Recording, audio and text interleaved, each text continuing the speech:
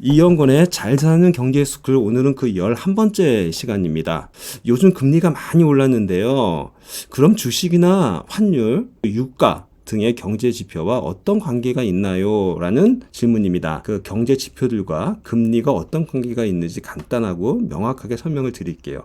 첫 번째, 금리가 오르면 주식이 어떻게 될까요? 기본적으로 금리가 오르면요, 돈을 굳이 주식에 투자하지 말고 높은 금리가 받을 수 있는 은행에 넣어놓는 게 낫기 때문에 돈이 은행 쪽으로 향하게 됩니다. 그래서 주식의 가격은 떨어지게 되죠. 그래서 금리와 주식은 반비례를 하게 됩니다. 두 번째, 금리가 오르면 유가는 어떻게 되나요? 금리를 올리는 이유는 물가를 잡으려고 올려요. 물가라는 건 뭐죠? 실물 경제, 우리가 먹는 음식 이런 것도 있겠지만 바로 유가라는 부분이 기름값이잖아요. 기름도 결국은 돈 주고 사는 필요한 물건의 값입니다. 그래서 금리가 오르면 유가도 떨어집니다. 그런데 이상한데요? 깨우뚱하신 분 계실 거예요. 요즘 주유소에 기름값 안 내리던데요. 그건 왜 그러냐면요, 우리가 기름을 우리나라에서 퍼내지 않잖아요. 외국에 사오잖아요. 그러면 달러로 사오기 때문에 환율의 영향을 받죠. 세 번째 나오는 금리와 환율의 문제가 있는데요.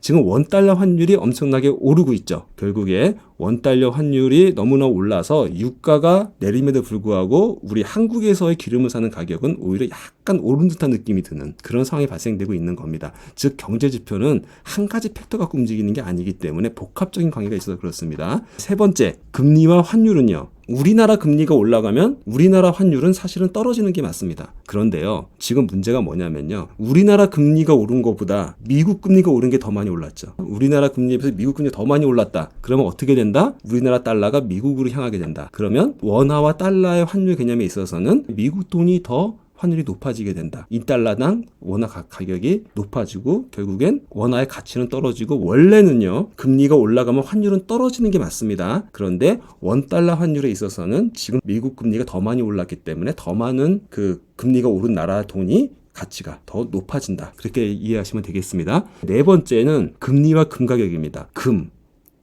뭐니 해도 돈보다 금이 더 귀할 것 같은 느낌이 많이 드시죠. 하지만 금도 결국은 실물 경제입니다. 그래서 금리가 오르면요, 금도 결국은 떨어집니다. 금도 지금 계속 떨어지고 있는 상황이에요. 정리해 드릴게요. 금리가 오르면 다른 경제 지표는 어떻게 되나요? 1번, 금리가 오르면 주식은 떨어집니다. 그래서 지금 주식이 곤두박질 치고 있는 거예요. 두 번째, 금리가 오르면 유가는 어떻게 되나요? 유가 자체는 떨어집니다. 단 환율의 영향 때문에 다소 차이가 있을 수는 있습니다. 세 번째, 금리와 환율의 개념.